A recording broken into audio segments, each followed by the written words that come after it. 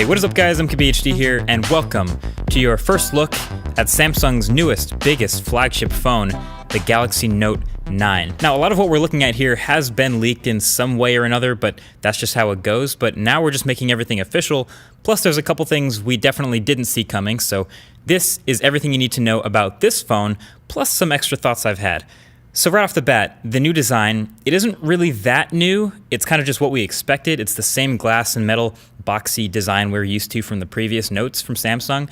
Curved edges, infinity display, and all that. And there's two new colors, this lavender purplish kind of color and a blue, which I think I'm more of a fan of personally. I'll go with that blue. And then the back is kind of scrambled a bit. This is what we were concerned about from the leaks, but all the updates from the Galaxy S9 are here. So dual cameras. The main one now has that variable aperture lens like the S9 between f1.5 and 2.4, and all the heart rate sensor and all that stuff from the S9. And it's looking kind of like a face here with this fingerprint reader.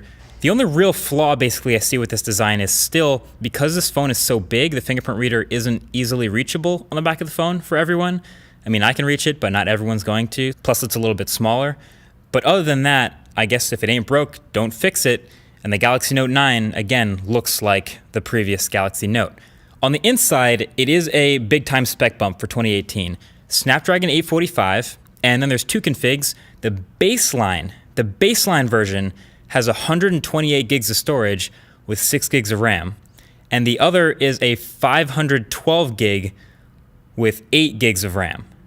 That is insane. That's over a half a terabyte of flash storage in your pocket. Plus, it's still keeping the micro SD card slot, so you can drop in another 512 gig micro SD card if you want, and then you literally have a terabyte in your pocket. And then Samsung is focusing on performance a little bit more with a couple more gaming phone-inspired features. So it's not a full-on gaming phone, but you've probably heard about Fortnite coming to Samsung Android phones.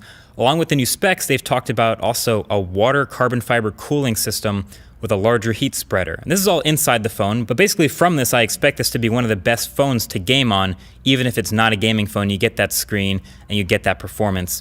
And then of course, since it's a Note, you also have some S Pen improvements. This year, the S Pen actually gets Bluetooth Low Energy, which means two main things. One, you can now use it as a remote control. So the button on the side of this stylus can be mapped to do a bunch of different things based on what app you're in. So a long press can do one thing, a single press can do another thing, a double press something else. I like that it's customizable and that it's remappable. So there's different things for Spotify or the gallery or wherever you are. So for example, out of the box, a long press on the remote will launch the camera, and then you can double tap it to switch it to the selfie camera and single tap to take a photo. So that's pretty good. I mean, I can imagine people coming up with interesting macros and certain apps to take the most advantage of this, or to just take the coolest, most discreet photo of themselves while they hide the S Pen in their hand. But then, yeah, the other thing is, number two, since it's Bluetooth Low Energy, that means you have to keep it charged. That does take battery power. But Samsung's developed what they're calling a supercapacitor in this stylus, which is really just saying a quickly charging battery. It charges by plugging into the phone where it stores, and you can add 30 minutes of charge in 40 seconds of being plugged in. So that's pretty dope. And also worth noting, this phone isn't much thicker at all than it used to be, but it's now packing a 4,000 milliamp hour battery. Assuming it doesn't explode, that's huge. A huge screen like this needs a huge battery, so I'm happy to see Samsung confidently pushing that envelope again. And then there's a new AI-powered scene optimizer in the camera that now recognizes the scene it's taking a photo of and maybe boost certain colors or contrast wherever based on what it thinks you'll want. But pretty sure I'm going to turn that off just like I do on every other phone I've tried it on this year. A couple other new modems for faster LTE on some markets, and that's really it. The funny thing is, I've seen a lot of people, especially during the leaks, saying this is like a boring incremental upgrade, that it's lame, it's kind of ugly, that they're probably going to skip this phone, that it's basically the same as last year. And I think if you said that, you'd be severely underrating this phone. I mean, you might be kind of right. It is similar, especially in the overall design to last year. But last year was a really good phone, one of the best overall you could get.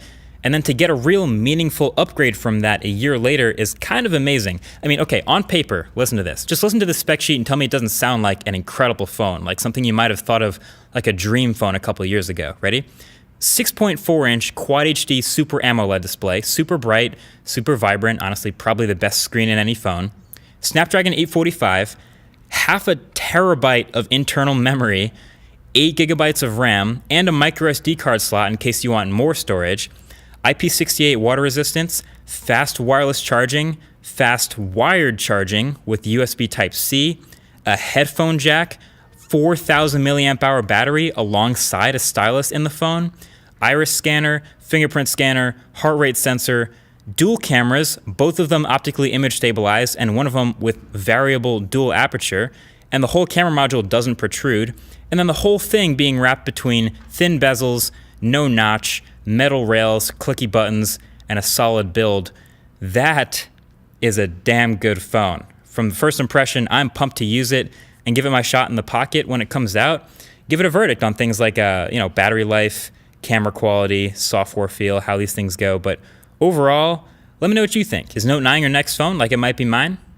Let me know. Thanks for watching. Talk to you guys in the next one. Peace.